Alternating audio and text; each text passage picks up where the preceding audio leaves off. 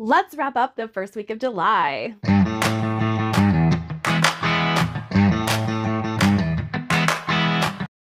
All right, hey guys, I am back with another wrap up, a weekly wrap up here. I don't know why you guys are a little crooked, but anyway, there we go. So I did a lot of reading this first week of July. I was not anticipating being able to read this much, but let me tell you, I have put a dent in that TBR. I had planned to start the month with The Bound Worlds by Megan E. O'Keefe. However, I ended up getting some things from the library, and one of my friends decided they wanted to buddy read this. So we kind of started a buddy read of this on the Discord. I am about 20 chapters in, loving this, loving it so much. I'm so excited to be back with these characters and in this world. That was not the right place. Okay, that would be how far I'm into it now. It doesn't look much different, does it? But I'm about 20 chapters into this and I'm really enjoying it. I'm really enjoying the buddy read that's going on the Discord. So if you guys would like to join in, then come along to the Discord and join in with us. But I didn't start the month off with that. I started it off with Evocation, which is one of my most anticipated reads of the year because it's St. Gibson. St. Gibson, I've heard a lot of people saying it that way, and I've seen her write it out that way. Now, this book is stunning. Stunning, stunning. Right, right. Everybody loves it. However, contents inside, not so stunning. So, one of the things I loved about A Dowry of Blood was the writing style.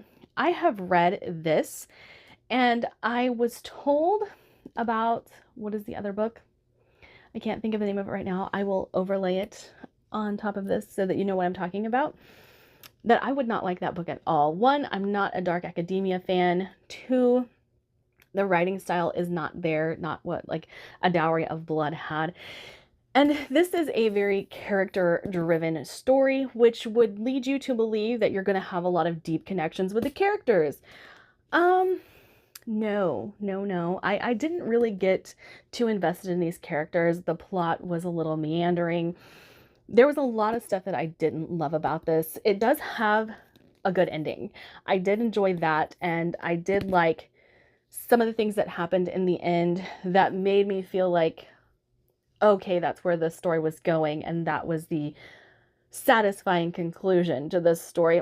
But I have a couple of nitpicky things to say, especially having written my own polyamorous story. I didn't like the way polyamory was portrayed in here. Now, whenever I wrote my polyamorous story, I had polyamorous couples to ask about certain things. One thing that happens in here that I was not okay with was a conversation that happened between the married couple in here, and where the female character, Moira, tells Riz, her husband, that she's okay with him cheating because maybe she would want to cheat down the line later on. I didn't like the way that that was delivered. Not one iota. I thought that that was a very poor representation of polyamory. I thought that that did a disservice to the people who live this lifestyle and kind of soured whatever relationship could have happened here in my mind. So I'm going to say the writing is decent, the atmosphere is decent, but I couldn't give this anything above a 3-star, and I will be removing it from my library. I am going to be putting this up on my Pango. I should already be listed, but the way that polyamory was delivered in this story, I did not appreciate at all. So I've actually talked to a couple people who have actually written polyamorous stories as well, and was like, am I wrong in thinking this? And they're like, oh no, I'm not reading that now. So I was like, okay. I didn't want to place my own education about polyamory in front of people who live the lifestyle. So I was like, okay, but no, I was correct in my thinking that that was very poorly delivered. And so, yeah, I will be unhauling this. Next on the list of disappointments, I started The Familiar by Leigh Bardugo, and I DNF'd it. So this will also be available on my Pango as well if you guys want to purchase it. So boring. So boring. I loved the premise of this, and I love Leigh Bardugo's writing, so I don't know what happened here. Anyways, what begins as a simple amusement for the nobility takes a perilous turn when Louisa garners the notice of Antonio Perez, a disgraced secretary to Spain's king. Still reeling from the defeat of the Armada, the king is desperate for any advantage in the war against England's heretic queen, and Perez will stop at nothing to regain the king's favor. Determined to seize this one chance to better her fortunes, Louisa plunges into a world of seers and alchemists, holy men and hucksters, where the lines between magic, science, and fraud are never certain. Anyway, it sounded like it would be so good, so good. And I was bored. I couldn't get into this at all. I dropped it about 150, maybe 100 pages, and I was just like, okay, no, this is not the book for me. I was warned. My friend Donna warned me that I was not going to like this, and I should have listened. But I had already purchased the book, so I wanted to give it a shot. This is one of my most anticipated books of the year. And dull. That's all I can tell you. It was very, very dull. And the next book that I have to talk about is The Sun in the Void. Now, I'm going to be fairly vague in this synopsis because this is a book I am reading for a Patreon vlog. But I have to say, this one surprised me. I had a hard time settling into the writing style, but in the end, I really enjoyed it. So if this is a book that you've been curious about, I would say go ahead and pick it up. If you have an affinity for writers like King, I would say pick this up. I wouldn't associate it with King's content, but I would associate it with King's writing style. So if you can get on board with the meandering plot, if you can get on board with the verbose nature of King's writing, then I think that you would really enjoy this. I would say it gets flowery in parts, but I don't think that it was overly flowery.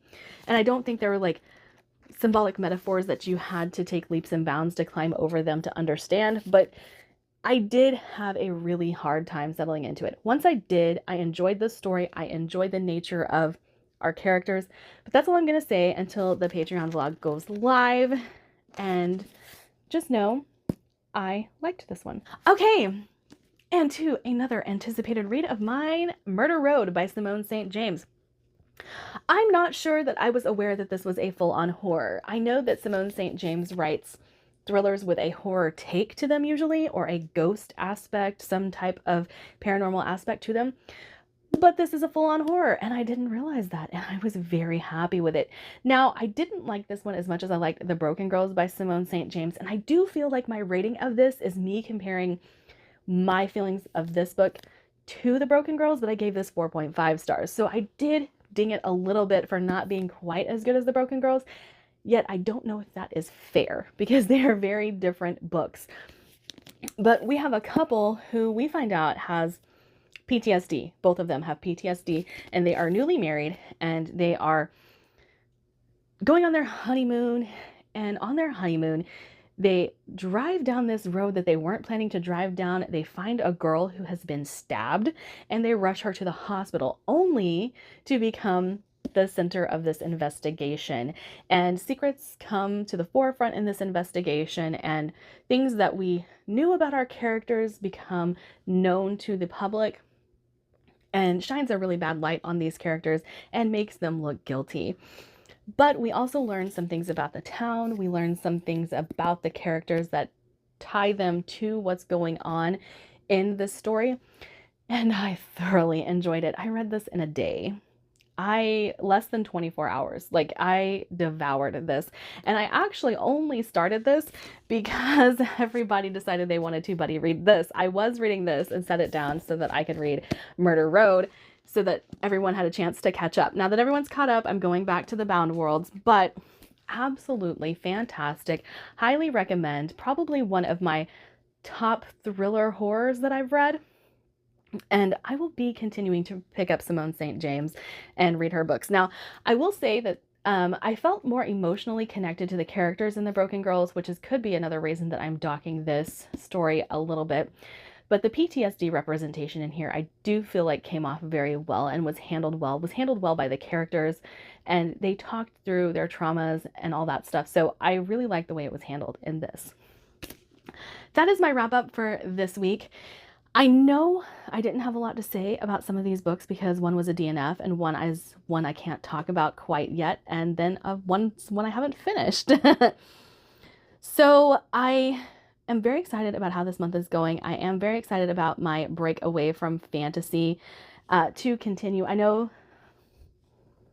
3 of these that I talked about were fantasy, but lighter on the fantasy front than what I have been reading. It's going quite well.